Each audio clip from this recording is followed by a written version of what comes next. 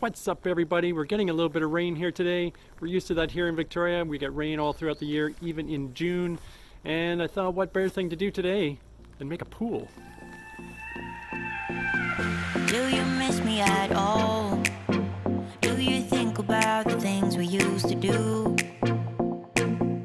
No, you couldn't stand tall. So why didn't you call? I think maybe I should get a measuring stick or something. Might be a good idea. Digging this out myself is going to take way too long on a rainy day like today. This is far better if you have help and support from the person who's going to benefit from this the most. Something in the air, always something in the air. Inexplicable. Pulled in a little extra help this time. He's totally dressed for the occasion.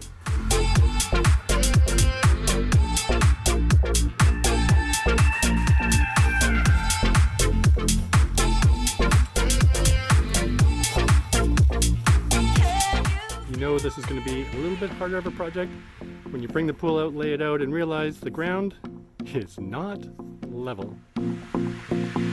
Do you miss me at all? Do you think about the things we used to do?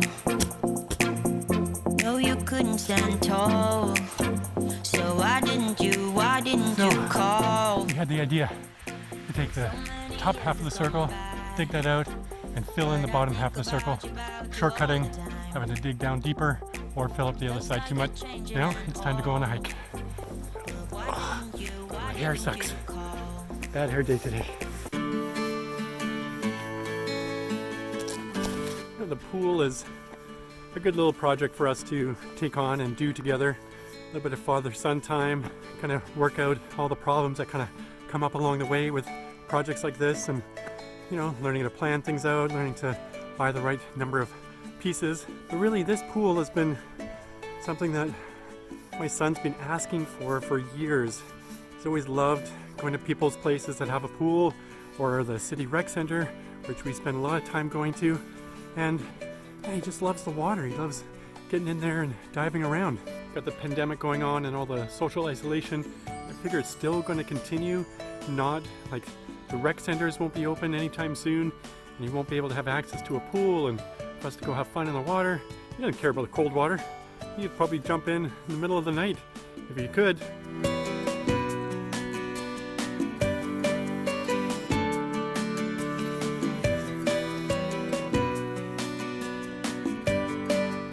Made it to the top with a really good friend of mine, Chris. He is such a mindful individual. I just find having conversations with him so enlightening. Maybe that, or just a good friend to go for a walk with. Hey. We really got into the topic of teaching and where teaching is at right now and the struggles that teaching and teachers are having. And one insightful thing he had mentioned, because he was also a teacher, was that teachers are used to being compliant. They grew up in a very compliant school system, and now they look for compliance as well.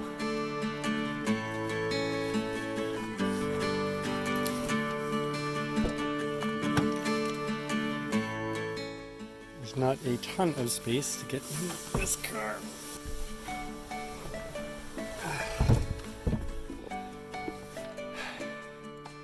It's a good thing I'm skinny. One more trip to the hardware store. This time getting a retaining wall, which I'm stuffing in the back and sticking it out the back of my car.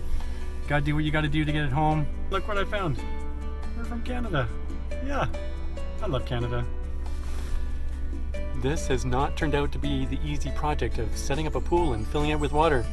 I am sure I will get tons of gratitude and grateful suggestions and cards in the mail from the young people who will be using it.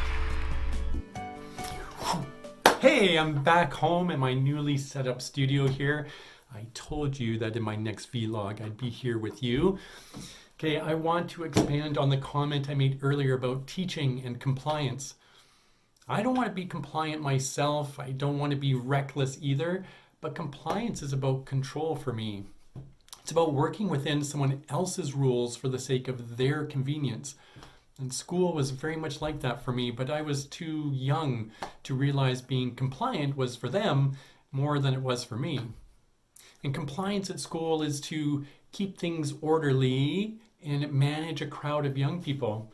It doesn't allow for creativity and learning about yourself, which is exactly what being a teenager is all about. We would be amazed, we would, at the ideas and interests youth have if school was able to nurture and coach youth towards going deeper into their own interests.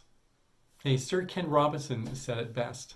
Every human life is unique, unrepeatable, and will never occur again. We are each a unique moment in history, but our education system is based for the most part on the principle of conformity.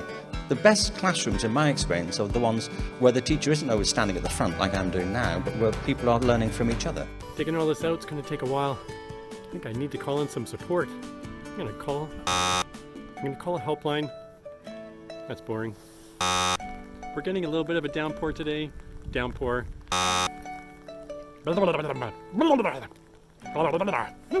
Get the words out.